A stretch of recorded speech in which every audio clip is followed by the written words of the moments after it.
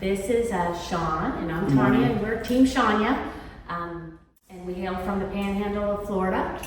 And we are going to today be talking about symmetry on a wall, just a single wall, and we're going to be putting a grass cloth. So when you're installing it, you'll want it to be symmetrical. And you don't want like a little skinny panel on one side and a bigger panel on the other, because this will have a panel effect. Yeah, this is like a panel effect, so getting it right symmetrically is very important. So we're going to go measure the wall, and well, actually I've already measured it. It's 176 inches. So we're going to go in the bedroom on this headboard wall and figure out where we're going to start. We may start with the panel in the middle, and we may go 3 each way. But let's go check it out. And the first thing you do is measure the width of the wall. And the width is 36 1/8. So there we go. So the next thing you do after you know the width of your paper is you're going to measure the full width of the wall. So she gets that in, and I get the smart end. The smart end is the one that you can measure by, 176. So half of 176 is easy to do. I went to high school, so we're going to go here. 176 times 0.5 is 88. So we're 88 inches in the middle.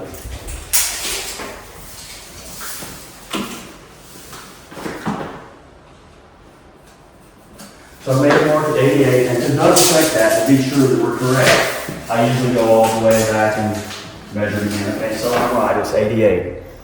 Okay, so at this point, I can say, well, we'll have a seam here, but let's just see how it lays out. So I'm going to go 36 inches, and then we'll do a 16-inch piece. Or you can take half the measurement of 36, which is 18, and then that will put a panel in the middle. Let's see how that lays out. So there's one in the middle, one here. Man, that looks better. So we'll end up being 5 panels instead of 6. Instead of having a skinny right here and a skinny down here, we're going to start in the middle. So our first panel is going to go right here. Just double checking it.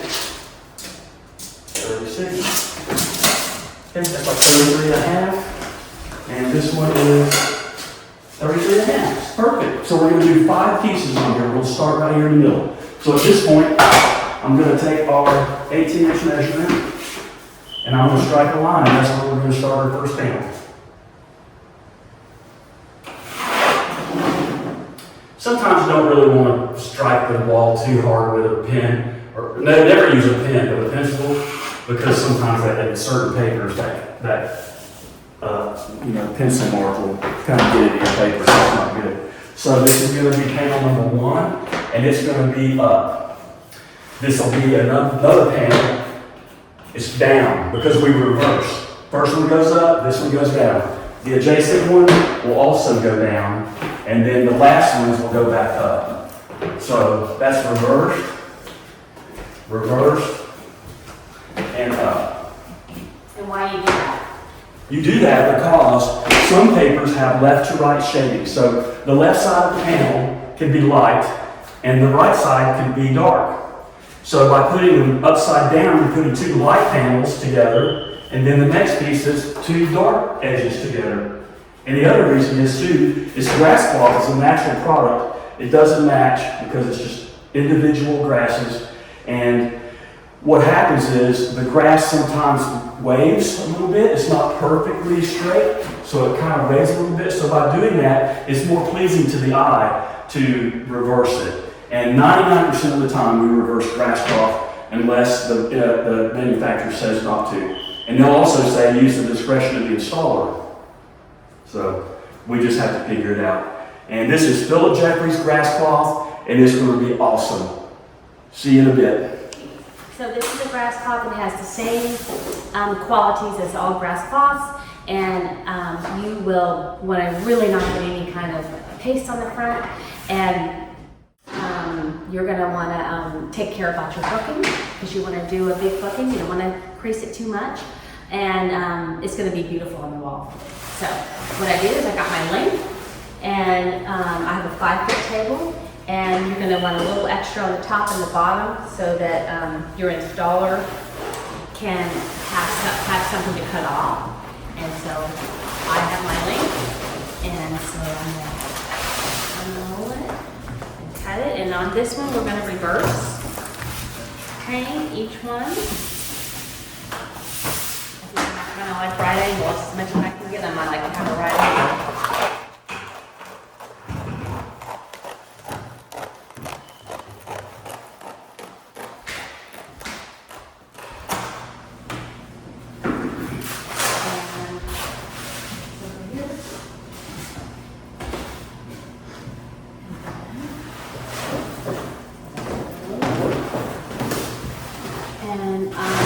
This is going to be our first piece.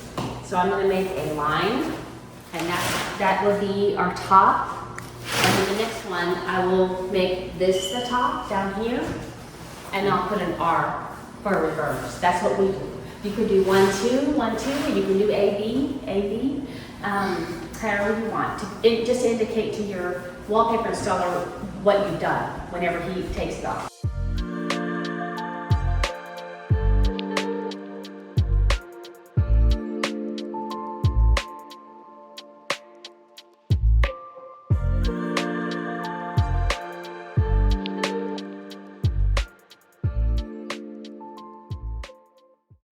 All right, so this is our grass cloth, and I glued the whole piece because it's not too long, so I can glue the whole piece, and I'm in a bucket.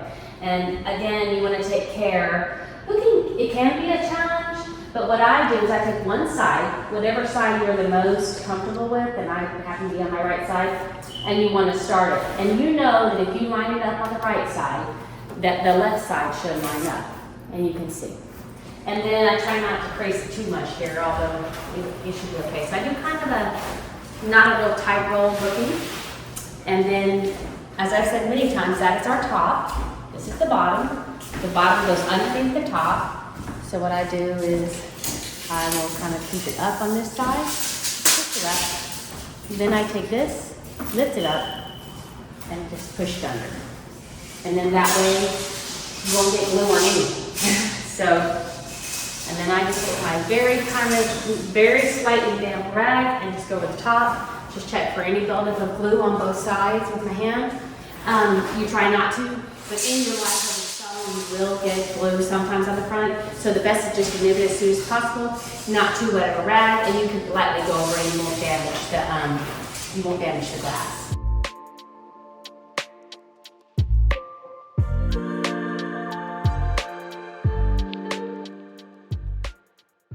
This is our first panel.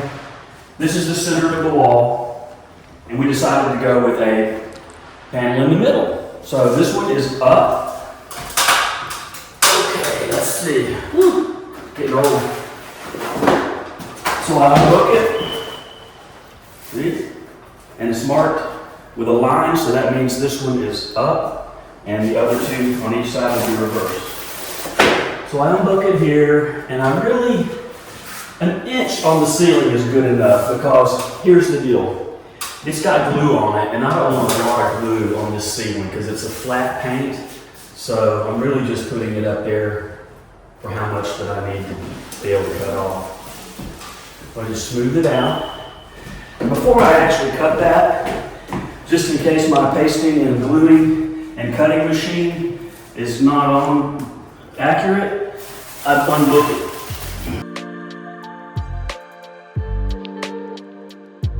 So this is a China bristle brush, Marshall found, had it for a while. And we just smooth out the grass, get all the bubbles out. Generally it's best to start and go down in the middle, and then you can go out on the side.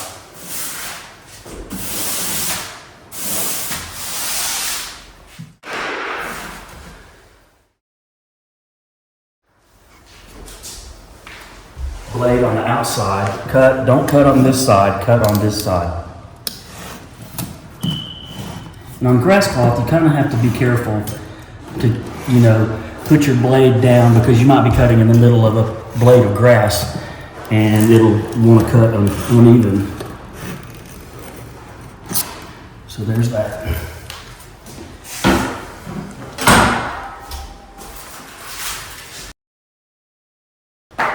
Okay, so I wanted to show you about grass cloth. The grass is horizontal, and there's little threads of, cotton, whatever fibers that hold the grass onto the paper. So when you're wiping the glue off like the baseboard, you don't want to just go across. You want to be able to just get what you need, because if you touch the grass cloth, those little fibers are going to go zigzaggy and be a little wonky, and wonky ain't good with wallpaper.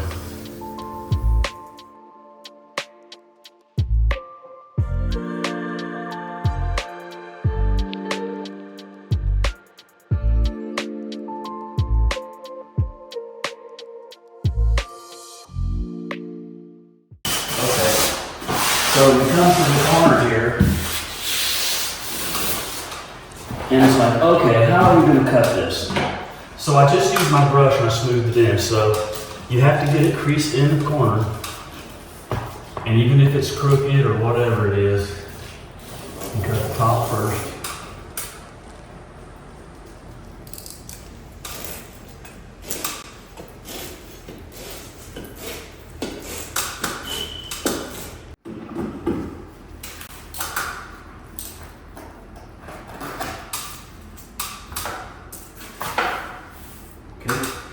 So my blade is not out, it's in, so I use this tool to go like this, and I need to make sure I have a good sharp tip.